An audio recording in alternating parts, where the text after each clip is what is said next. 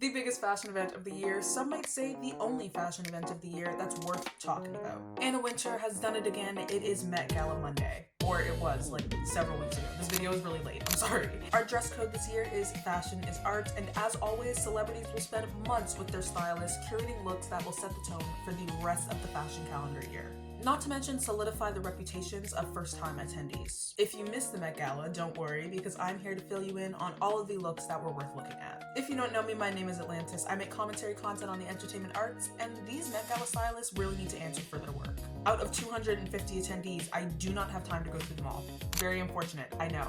But there is a link in the description for Vogue's entire list of Met Gala attendees with their pictures. Because some of the looks that could not fit into this video, I adored, and they still deserve attention. If you see any that caught your eye, feel free to mention them in the comments because I read and respond to all of my comments. Alright, first and foremost, I want to get my gushing out of the way. The looks that fit the theme to a T, where the stylists understood their job, starting with Miss Emma Chamberlain. I saw this on Instagram before I watched the Vogue live stream. Oh my god, I was beyond blown away. This is up there in the tier of like Zendaya's 2024 Met Gala look. It's that level of iconic. The texture on her dress here feels very thickly finger painted. Does that make sense? It's very like Vincent van Gogh. They hand painted this gown, she said. It was 40 hours of painting and 4 days of drying time.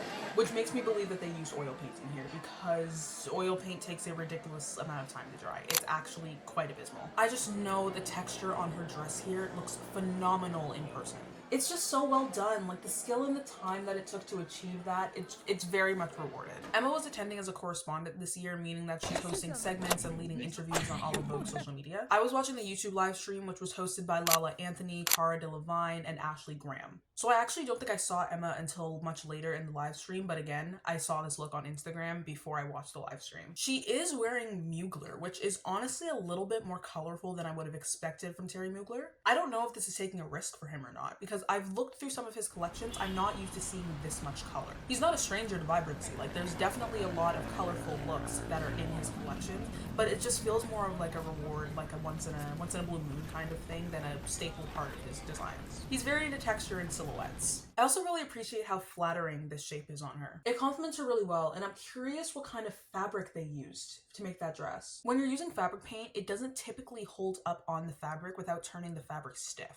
It just looks very fluid and very comfortable to move in. Although it is probably just really high quality fabric paint, with flowy fabrics like that, it's hard to keep the movement without the paint cracking. But this is how you follow a theme. 10 out of 10. No notes. Secondly, Sabrina Carpenter. It was so creative here to use film. I really love this idea. It's also a very strange material to have to pin it the way that they did, so it's really impressive that it's fitting her that way. I actually would have been terrified to have to cut that pattern out. It's a very early 1900s vibe, and her stylist really solidified that with her hair. To anybody that watched the live stream or even just got like a full 360 of her outfit, I really hope you saw the millions of pins that they have in her hair, because I did. And I know that head massage felt really good when she got back to her hotel. I would have been a little bit scared to move around too much if I was wearing that. I don't know how they have that sewn around her or if there's like another layer of fabric underneath or anything like that, but it's just, it looks like a very weird texture, very weird material to have on you. I can't imagine it was very flexible, so it's a smart choice that her legs are free. I would have been terrified to rip that on the way up the stairs if it was full length. I want to know what it felt like on her skin though, because I've never touched movie film before, so I feel like that might have been a very interesting texture. Especially if there was no additional fabric underneath to like reinforce it, you know? But in all seriousness, this is a very nice dress from Christian Dior. My only problem with this is, girl, I know your feet hurt. Oh my god. Her toes are like jammed into them, and I don't know if it's the way she's standing or if it's just the shape of the shoe that's pushing her. They're platforms, so I suppose it's not as much direct pressure, but oh my god. I'm just not a huge fan of heels in general. Like if I have to wear heels, I'll go for like a very short style. I'm more of a kitten heel kind of person. I just know that I would have needed some really good R&R after taking those off. I could give Paloma El Seltzer my firstborn child. Look at her. So she said in her interview with Cara and Ashley that this dress is made from the recycled fabric of 30 vintage dresses. Hand painted, bejeweled, like the works. This is a masterpiece in upcycling and fashion as a whole. And if you haven't seen her ear yet, see it now. Look at the detail that they went and put into her outfit. I know the jeweling on that ear took forever. And the colors on this dress complement her skin so well. It shimmers into this like rich shade of brown. And the neckline is also very flattering on her. Can you tell I like the dress? Is it obvious? Francesco Risso's team crafted this very elegant piece. Elegant is the one word I can use to describe this. Look at her. There's also credit due on the texturing on this dress. Visually, I really like this. Going back to what I said about Sabrina Carpenter, I'm genuinely curious about the feeling of that metalwork. Like obviously it's over top of the fabric, but I want to know what it would feel like on her hands, you know? The finger feel alone is a very interesting thing to think about, but it's so distracting. I love the way that it sits on her. I could go on about it forever. I have to move on though. This was Jisoo's first Met Gala, and all I can say is way to make an impression. She dresses like she has experience. The pink was a perfect color choice for her. And just the glitter and the flowers, I know she was catching light on that carpet. Those photographers really did earn their living with her. I always get a ghastly chill up my spine when I see a very long form-fitting dress like this. I personally do not like wearing long form-fitting dresses, especially when both my legs are behind the fabric. I feel restricted. I don't love it. I cannot handle restricted movement. It makes me want to burst into tears and rip the dress off. Dresses like this are the reason that I typically wear pants to formal events, especially in the summery months. It's so bothersome though because I love how they look. These kinds of evening gowns are always so elegant and pretty, and they did their big one on Jisoo's dress. I really like the layering on this too, the diagonal layer around her hips. It makes everything look really dynamic beyond that glittery texture. There are 3 rules of visual interest when it comes to outfits. It is color, it is texture, or it is shape, otherwise known as a silhouette. I think that this Dior dress tackles all 3. I want to give it up for her hair and makeup stylist as well because they truly did tie this all together. Everything flows so nicely. They worked with her color palette, they worked with her image. This is the most perfect dress they could have built, and I honestly don't think it would have worked the same on anybody else. This could only be her dress. The Dior table was stacked that night. I know it. Now, as much as I loved these looks, not everybody stays on theme. I liked these following looks for their concepts, but there are some things that I would have changed about the execution. My biggest question of them all is why is Troye Sivan wearing jeans to the Met Gala? Does someone want to answer that for me? I watched the interview with him, Cara, Ashley, and Hunter Schafer. It's like a bomb went off in real time, like in front of my face. I wish you guys could have seen my live reaction. Like genuinely, I have never felt so shocked and appalled. Jeans at the Met Gala is not something I thought that I would see. And his past Met Gala looks have been like really typical like red carpet fashion, so I'm really confused as to why he's in jeans. Like I was convulsing in pain in my seat, kind of shocked.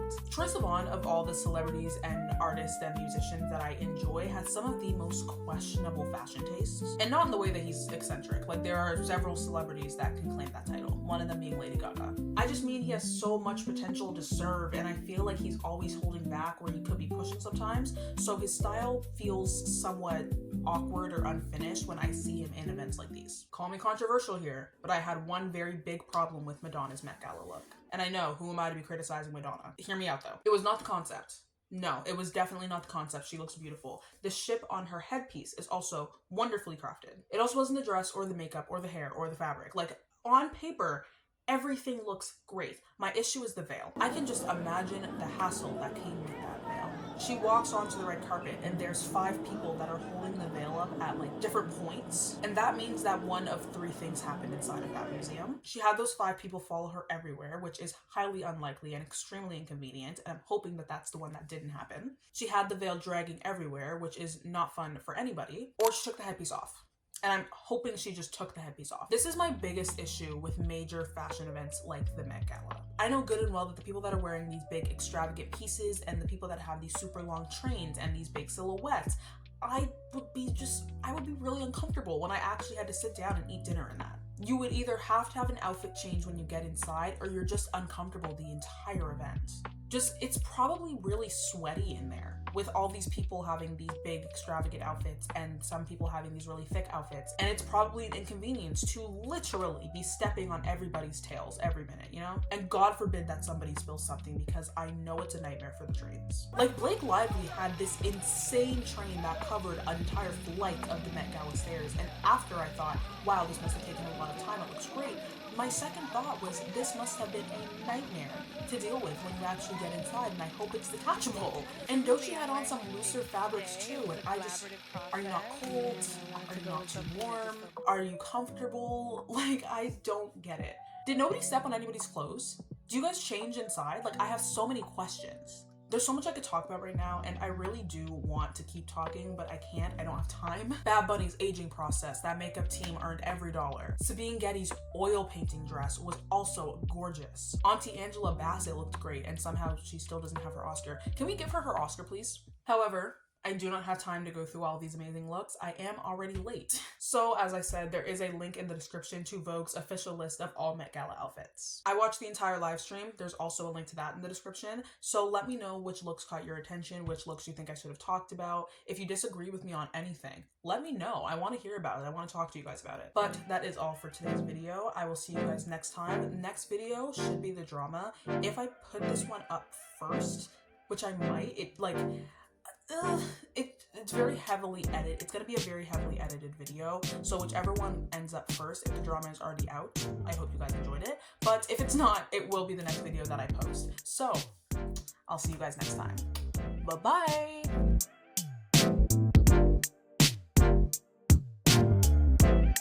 That actually infuriates me that she does not yet have an Oscar.